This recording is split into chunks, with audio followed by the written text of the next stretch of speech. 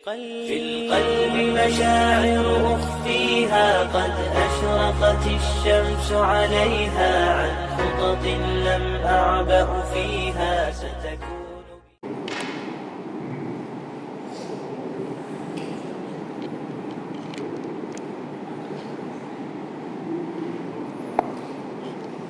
Bismillahirrahmanirrahim.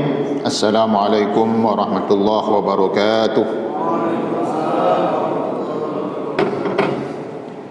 Alhamdulillah wa kafa wassalatu wassalamu ala habibina al-mustafa wa ala alihi wa sahbihi ahlus sidq wal wafa.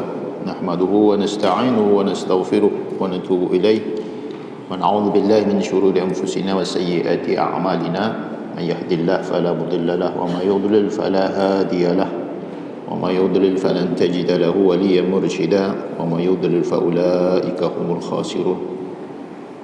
قالوا سبحانك لا علم لنا إلا ما علمتنا إنك أنت العليم الحكيم. صدق الله العظيم. Bersyukur kita kepada Allah Subhanahu wa taala. Alhamdulillah sampai subuh hari ini kita dalam keadaan sehat walafiat. Mudah-mudahan dengan sehat kita dapat kita beraktivitas, beribadah dan bekerja. Mudah-mudahan semuanya dicatat sebagai amal soleh kita di sisi Allah Subhanahu wa taala. Amin ya rabbal alamin. Berselawat kita kepada Rasulullah sallallahu alaihi wasallam. Allahumma shalli ala sayyidina Muhammad wa ala ali sayyidina Muhammad. Bersalam kita kepadanya. Assalamualaikum ya Rasulullah. Mudah-mudahan kita yang senantiasa berselawat dan bersalam kepadanya mendapatkan syafaatnya dengan izin Allah Subhanahu wa taala. Amin ya rabbal alamin. Baik, kita lanjutkan nomor 74 tentang melakukan dosa di tanah suci. Allah Subhanahu wa taala berfirman di surah Al-Hajj ayat 25, a'udzubillahi minasyaitonir rajim. والمسجد الحرام الذي جعلناه للناس سواء العاكف فيه والباد ومن يرد فيه بالهاد بظلم نذق من عذاب أليم. Dan dari Masjidil Haram yang telah kami jadikan terbuka untuk semua manusia, baik yang bermukim di sana maupun yang datang dari luar, dan siapa saja yang bermaksud melakukan kejahatan secara zalim di dalamnya, niscaya akan kami rasakan kepadanya siksa yang pedih. Kemudian Rasulullah sallallahu alaihi wasallam bersabda, ala inna awliya Allahil musallun man yuqimus salata wa yaqumu ramadan wa yu'tiz zakata ma li yahsibuha wa yajtanibul kaba'ir allati nahallahu anha. Thumma inna rajulan sa'ala Allah faqala ya Rasulullah mal kaba'ir?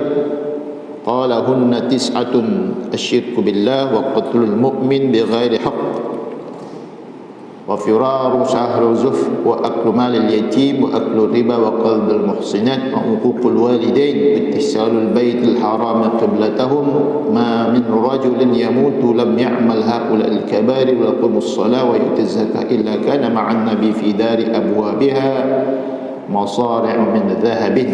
Ketahuilah bahwa para wali Allah adalah orang-orang yang selalu menunaikan solat, yaitu orang yang mendirikan solat, berpuasa di bulan Ramadan, menunaikan zakat hartanya yang telah mencapai hitungan, menjauhi dosa-dosa besar yang telah Allah larang. Kemudian seorang sahabat bertanya kepada Rasulullah, wahai Rasulullah, apa itu dosa besar? Maka Rasulullah menjawab, ada 7, yaitu menyekutukan Allah, membunuh orang yang beriman dengan cara yang tidak benar, kemudian melarikan diri dari medan pertempuran, memakan harta anak yatim, memakan riba, menuduh manusia yang baik-baik, dalam artian telah menikah dengan tuduhan berzina, durhaka kepada kedua orang tua, merusak Ka'bah yang merupakan kiblat kalian. Tidak ada seorang pun yang tidak melakukan dosa-dosa besar tersebut, menegakkan solat, berpuasa di bulan Ramadan serta menunaikan zakat, melainkan ia akan bersama Nabi Muhammad di sebuah tempat yang memiliki pintu gerbang yang terbuat dari emas, yaitu syurganya Allah Subhanahu wa taala. Di hadis yang lain, inna a'dan nasi 'alan nasi man qatala fil haram faqatala ghaira qailih aw qatala bidukhul jahiliyah. Sungguhnya manusia yang paling keras permusuhannya kepada Allah adalah orang yang membunuh di tanah suci dan membunuh bukan pelaku pembunuhan dan membunuh karena dendam jahiliyah. Hadis riwayat Ahmad dan Musnad.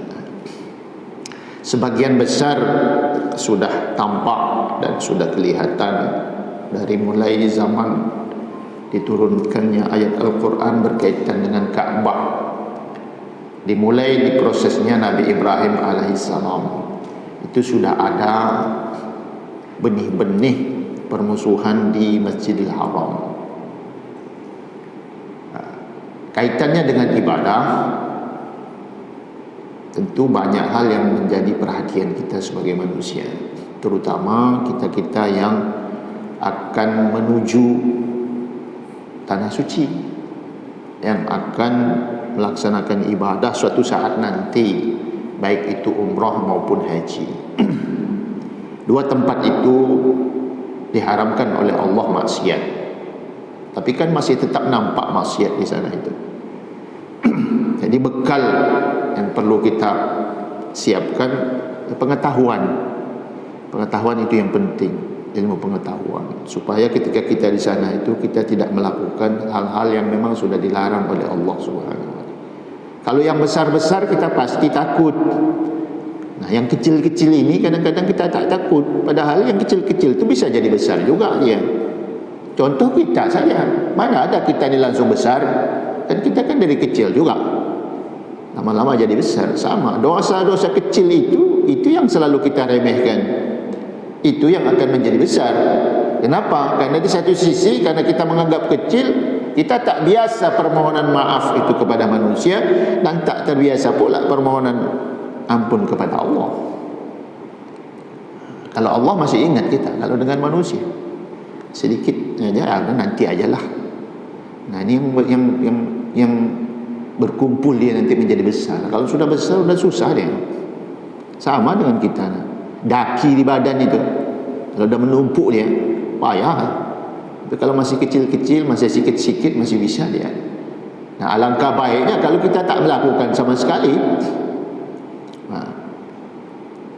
Jadi perilaku itu, ya, kalau memang katakanlah kita sudah punya niat dari sekarang, sudah daftar dan lain sebagainya, ya sudah harus mulai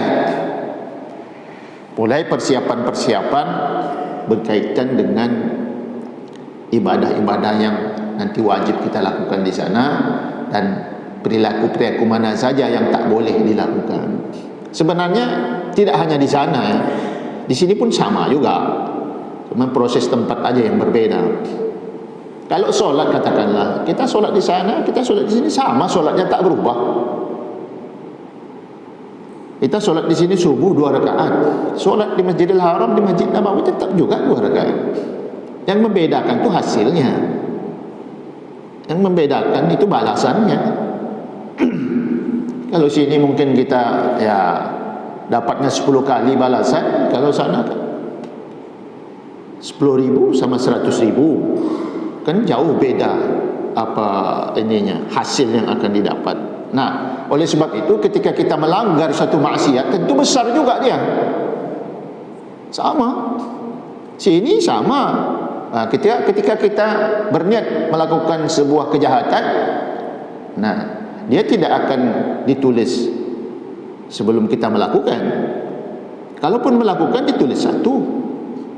Tapi beda dengan orang berbuat baik. Ketika dia berniat baik, dia sudah dicatat oleh Allah. Dan ketika dia melakukan, jadi 10 dia. Kan beda. Nah, sama di sana pun begitu juga. Ketika kita niat beribadah ke sana, itu sudah dicatat oleh Allah Subhanahu wa taala menjadi kebaikan. Ketika terjadi kita ke sana, dapat kita ke sana, berhasil kita ke sana, sampai kita di sana melakukan ibadah kita di sana, dapat kita 100.000. Itu luar biasa.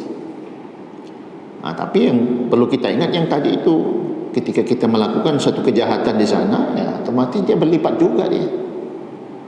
Kenapa? Karena tempatnya itu berbeda. Tempatnya berbeda karena memang diharamkan oleh Allah Subhanahu wa taala. Tapi ya namanya manusia, sifat manusia. Kalau terbiasa di sini maling, sana maling juga. Ya karena terbiasa kan. Nah, sama. Kalau di sini kita ya nyantai-nyantai solatnya, nanti sampai di sana sama, perilakunya itu sama aja. Jadi berubah tidaknya itu ya di kita ini sebenarnya. Nah, sejauh mana kita ni mau berubah, sejauh mana kita ni mau baik. Kalau mau baik, biasakan diri jadi baik. Kapan lagi mau jadi baik? Mau tunggu sakit baru mau baik? Tak bisa. Tunggu sehatlah. Maka ketika bersehat, salah satu yang dilakukan bersyukur menurut Allah. Kalau kita ni bahasa simpel kita bersyukur, alhamdulillah dah cukup. Syukur tu sebenarnya tak sampai di situ, itu belum cukup itu. Belum cukup dia. Kalau kita bahas syukur saja, itu syukur ada 3 tingkatan dia. Dan namanya syukur bil lisan, iaitu yang kita sebut tadi itu. Alhamdulillah, alhamdulillah. Apapun selesai perbuatan, alhamdulillah. Itu syukur bil lisan namanya. Ada bersyukur yang lain, ada namanya asyurku bil amal. Nah, bersyukur dengan berbuat amal. Ya kalau sehat, ya solat. Orang tak sehat aja suruh solat kok. Orang sakit kan tak menggugurkan solatnya, apalagi yang sehat. Hanya proses solatnya aja yang berbeda. Orang sakit tak bisa dia solat berdiri, dia harus solatnya baring. Kenapa? Karena dia sakit. Tapi orang yang sehat tak boleh solat baring, batal solatnya, karena dia wajib berdiri. Modelnya saja yang berbeda, tapi tak menggugurkan solatnya. Rukun-rukunnya saja yang berubah. Tapi dengan isyarat rukunnya tetap sempurna. Tak bisa. Yang paling berat itu syukur bil lisan wal amal. Bersyukur dengan lisan dan perbuatan berbarengan dia. Itu yang disebut dengan perbuatan dan perkataan sama. Kan susah itu kan. Umumnya kita bisa bicara saja, umumnya kita bisa berucap, tapi belum tentu bisa melakukan. Makanya beda kan. Ketika meniatkan suatu kebaikan baru dapat 1 dia. Ketika dia melakukan, dia akan dapat 10. Luar biasa. Berarti yang pentingnya mana ya, Pak? Semuanya penting. Tak ada yang tak penting. Allah Subhanahu wa taala berfirman dalam Al-Qur'an, "Man jaa'a bil hasanati falahu 'asyru amsalha wa man jaa'a bis sayyi'ati fala yujza illa mithlaha wa hum la yuzlamun." Itu sifat keadilan Allah Subhanahu wa taala. Allah tidak akan pernah menzalimi hambanya. Masing-masing sudah ada apa levelnya, dah disiapkan oleh Allah. Barang siapa berbuat kebaikan mendapat balasan 10 kali lipat amalnya, dan barang siapa berbuat kejahatan dibalas imbang dengan kejahatannya. Mereka sedikit pun tidak dirugikan, tidak dizalimi oleh Allah Subhanahu wa taala. Nah, itu yang harus kita ingat. Makanya amanah itu berat. Apapun profesi kita berat. Nah, sebagai kepala rumah tangga, amanahnya berat. Nah, sebagai ibu rumah tangga, amanahnya berat. Sebagai seorang anak, berat amal ibadahnya, berat sekali. Orang tua pun sama juga, berat juga. Jadi tak ada yang tak berat.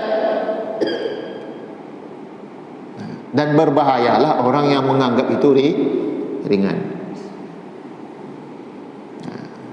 Jadi semua berat. Sama, solat pun berat juga. Pagi-pagi sejuk, hujan, datang ke masjid, kan berat itu. Basah-basah.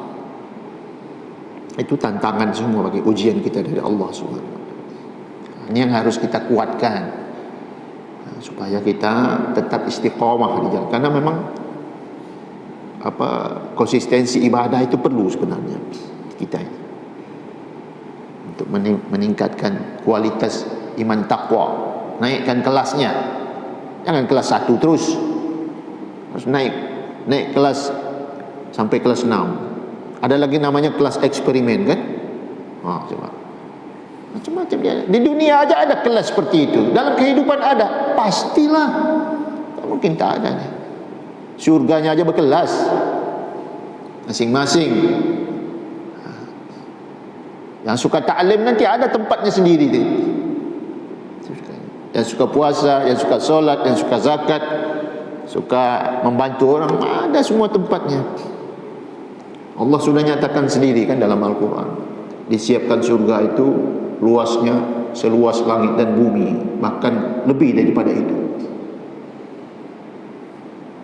Untuk siapa? Ya, untuk orang yang bertakwa. Satu aja, untuk orang yang bertakwa. Nah, tinggal nanti kita lah memverifikasi diri kita. Diri kita ini masuk bertakwa atau tidak. Kunci takwa itu cuma satu aja. Taat sama perintah, taat sama larangan yang Allah punya. Dah, itu aja. Sukses di situ aman. Tapi kita belum sukses. Sholat juga, degil juga. Degil juga kita. Puasa juga, tapi ngomongin orang iya juga.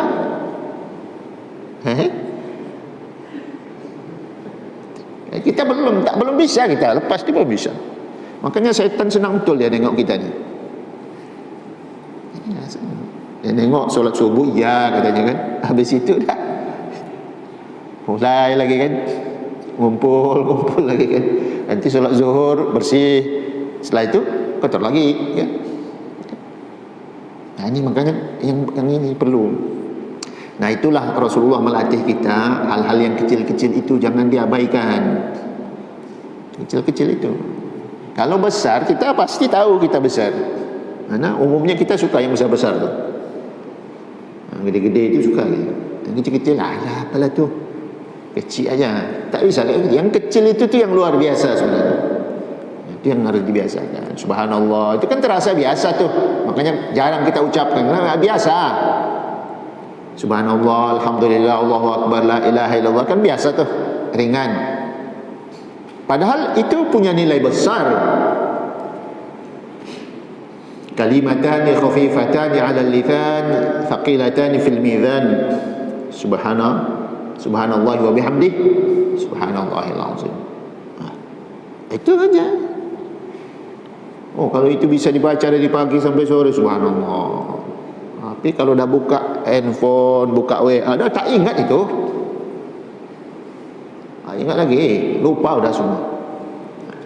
Jadi ini apa namanya itu, memisahkan perilaku-perilaku yang ya kalau kita bilang negatif lah, jadikan dia positif. Kondisi-kondisi apapun tetap supaya tetap dalam ketaatan kepada Allah Subhanahu wa taala. Innal ladzina kafaru wa yasudduna 'an sabilillahi wal masjidil haram alladzi ja'alnahu lin-nasi sawa'anil kafi'anil akifu fihi wal bad wa may yurid fihi bil hadi bizulmin nuziqhu min 'adzabin alim. Nah, sungguh orang-orang kafir yang menghalangi manusia dari jalan Allah dan dari Masjidil Haram yang telah kami jadikan terbuka untuk semua manusia, baik yang bermukim maupun yang tidak, yang membuat zalim di dalamnya. Nah, sekarang kita tahu kan, Indonesia belum mulai memberangkatkan umroh. Perilaku penyelenggara umroh itu, orang diberangkatkan ke sana tak disiapin tiket balik, dan itu kan kejahatan itu. Itu orang kejahatan. Banyak ya, yang sempat ramai sebelum-sebelumnya tu kan. Sampai hari ini tak berangkat-berangkat orang tu. Dah tak ada duitnya. Dia makan tuyul.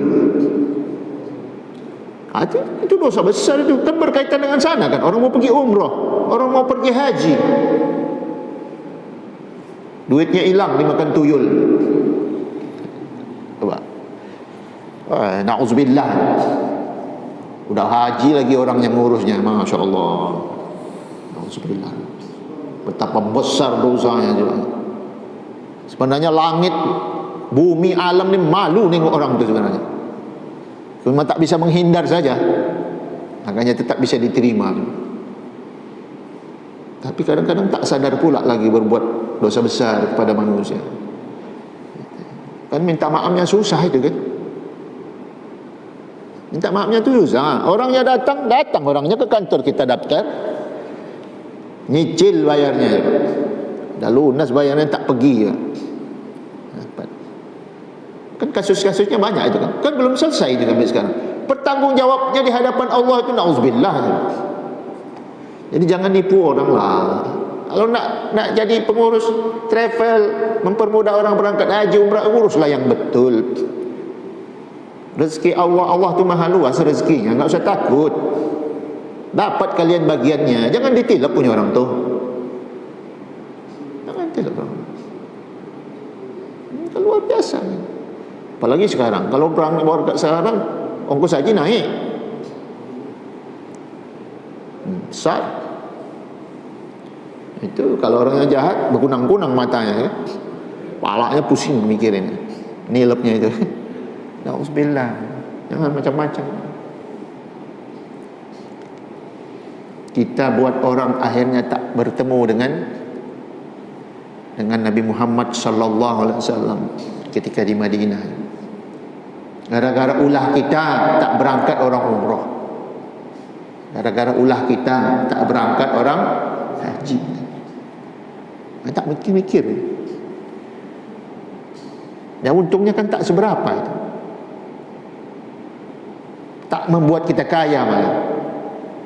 Yang akhirnya apa? Akhirnya kan diambil sama pemerintah juga akhirnya kan. Disita hartanya, orangnya masuk penjara. Itu di dunia. Sudah diazab dulu oleh Allah di dunia. Nanti di akhirnya diazab lagi. Karena bertanggungjawab dengan manusianya belum selesai. Dan jamaahnya masih nuntut kan. Alasannya mereka belum pergi. Tak bisa pergi. Belum selesai. Di dunia udah dikasih. Kalau Allah sayang sama mereka, pasti Allah selamatkan. Nyatanya tidak kan? Itu bukti. Jadi jangan pernah meremehkan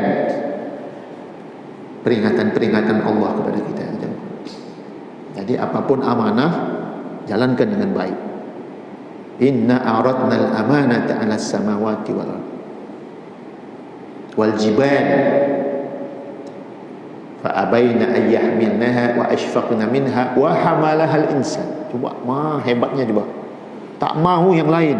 Langit tak mahu, bumi tak mahu, gunung-gunung tak mahu. Takut mereka kepada Allah, takut melanggar amanah, takut khianat.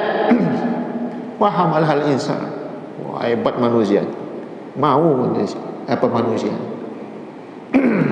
Makanya kalau melanggar manusia ini karena kesanggupannya, dua gelarnya. Innahu kana zaluman jahula. Goblok. Zalim. Orang kita tak suka dibilang zalim. Cobalah ngomong sama kawan yang melanggar amanah, bilang zalim kamu. Marah pasti dia kan. Coba kalau dia tak amanah, goblok kamu bilang, marah enggak dia? Pasti marah dia. Padahal Allah sudah tuliskan dalam Al-Quran. Ngapa tak sadar? Makanya ngurus yang betul. Tak urus betul. Kalau sudah berusaha, hasilnya kan nanti Allah yang tentukan. Dapat atau tidak, nanti kita udah usaha kok. Kita usaha. Yang penting usahanya tu jangan nyikut-nyikut. Sepak sana, sepak sini, sikut sana, sepak ini. Jangan. Ikut aja lah. Macam rel kereta aja. Kereta tu lurus aja dia kan. Jangan macam-macam lewat di depan. Kalau enggak penyot bikinnya. Kalau jalan di relnya selamat enggak? Selamat. Dari stasiun sini sampai stasiun selamat ya. Lurus aja.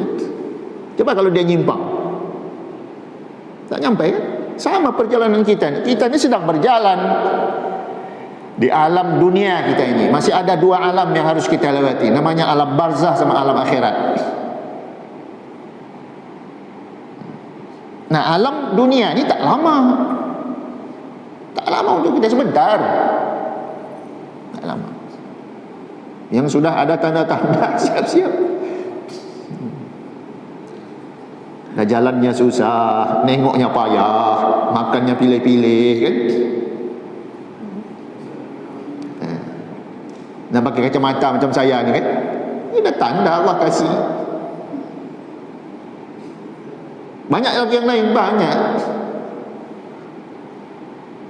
Sikit-sikit minta tolong anak, nak tolong ambilkan itu, tolong itulah tu.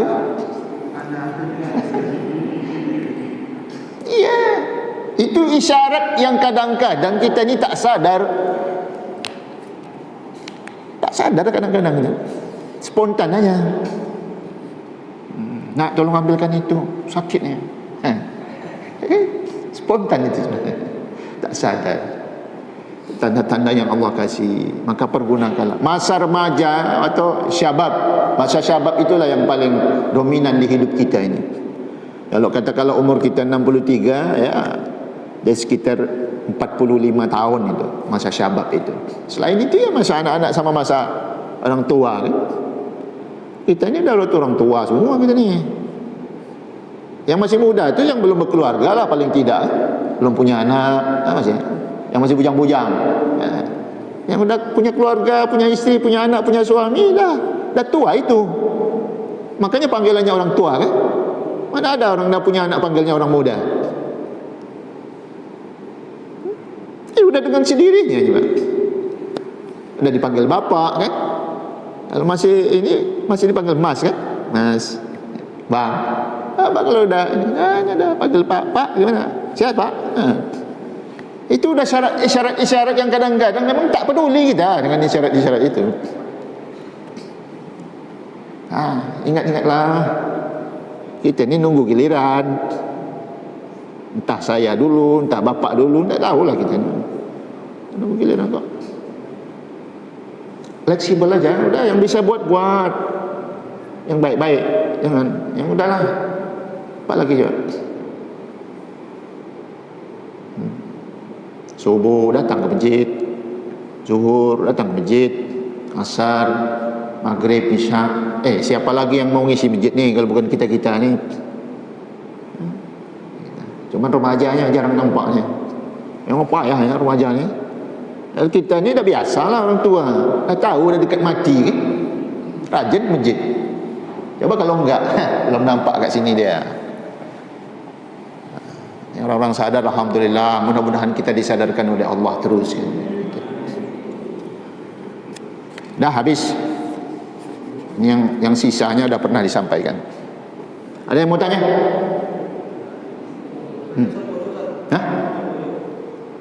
Silakan.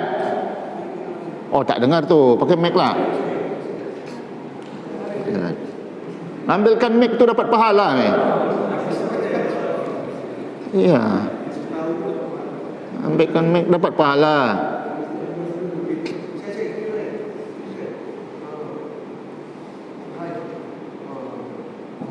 Oh, mantap.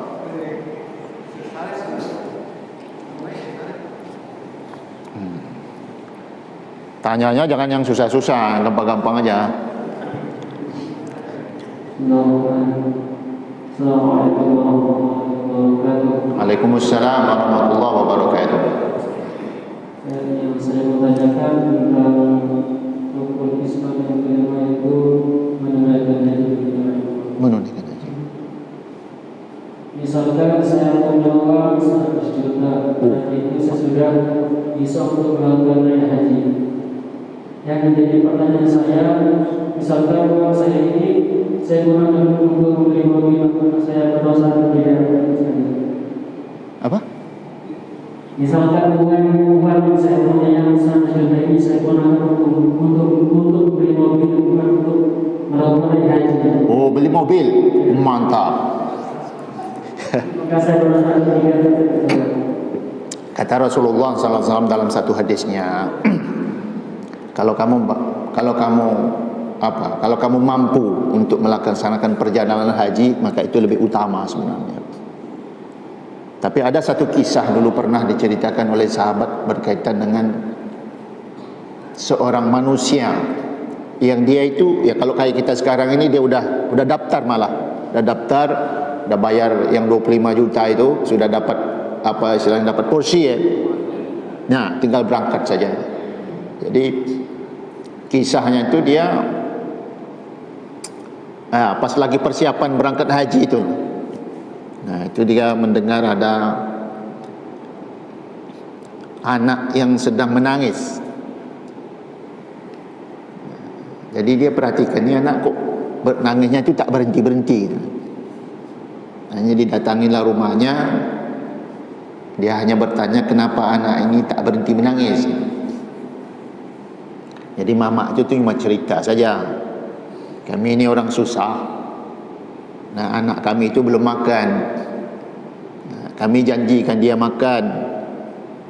Terus apa makannya, kata yang bapak tadi, kami lagi sedang merebus.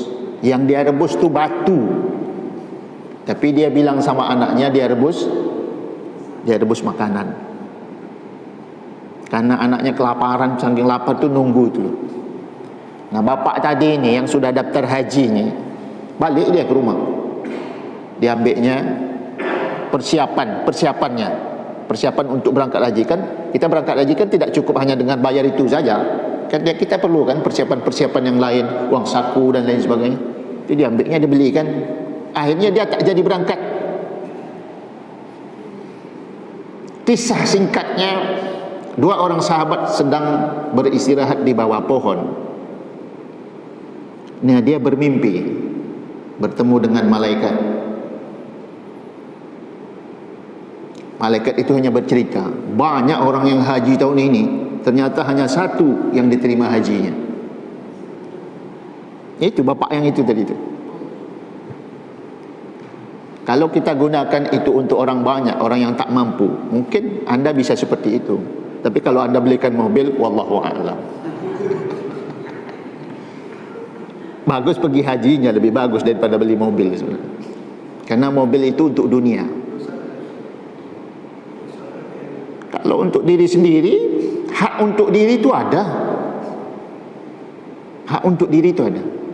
Ini anggota tubuh kita ni punya hak ni. Nanti dia akan menuntut kita sebagai manusia ni. Tangan ini digunakan untuk apa? Kan perintah Allah tangan ini untuk baik. Tapi ketika kita gunakan kepada tidak baik, maka kita akan dituntut. Tangan ini akan nuntut.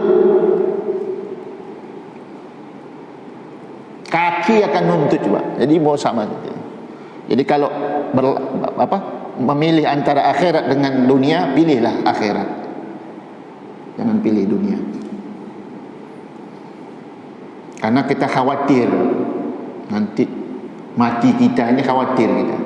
Apakah kita mati dalam keadaan muslim atau mati dalam keadaan Yahudi dan lain sebagainya. Berangkat ajalah haji. InsyaAllah kalau kita baca ayat Al-Quran itu, orang yang pergi haji dengan mengeluarkan biaya besar, nanti pulangnya Allah akan ganti.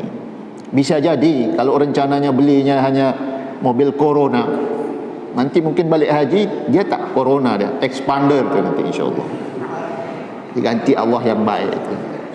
Jadi kalau cukup biaya, anda sehat, kuat, istita'ahnya masuk, itu dah wajib berangkat itu. Maka berangkatlah untuk bertemu dengan Allah. Karena bertemu dengan Allah itu jauh lebih mulia. Bisa pula lagi kita ziarah ke makam Nabi Muhammad SAW. Wah, luar biasa. Dan ditambah lagi nanti ibadah-ibadah yang kita lakukan beberapa hari di sana kan, wah berlipat-lipat. InsyaAllah nanti bapak balik diganti Allah. Mobil yang tadi mau dibeli itu nanti diganti yang lebih bagus oleh Allah, insyaAllah. Wallahu a'lam. Dan lagi yang lain? Cukup lah ya. Tidak usah banyak-banyak, satu tu aja bagi masing-masing cukuplah. Saya kira itu dari saya, mudah-mudahan bermanfaat. Untuk yang berikutnya kita nanti bahas yang lain, tema yang lain. Ya alhamdulillah, tak terasa selesai bukunya ya. Mudah-mudahan ya yang pegang bukunya silakan buka-buka lagi. Karena kita ni manusia.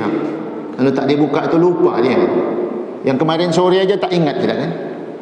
Buka pelan-pelan apa poin-poin penting buat kita. Jangan setelah selesai ini dia hanya dibiarkan di atas rak kan, kasihan dia. Saya sekali tengoklah dia kan, supaya dia tetap ingat dan kita pun tetap ingat kepadanya. Ilmu itu yang begitu. Ilmu itu perlu diingatnya. Cara mengingatnya itu diulang. Nanti dia ingat sama kita. Ilmu itu. Kita tutup dengan doa kafaratul majlis. Subhanakallahumma bihamdika asyhadu an la ilaha illa anta astaghfiruka wa atubu ilaik. Terima kasih atas perhatian, mohon maaf atas segala kekurangan. Billahi taufiq wal hidayah. Wassalamualaikum warahmatullahi wabarakatuh. في القلب مشاعر أخفيها قد أشرقت الشمس عليها عن خطط لم أعبأ فيها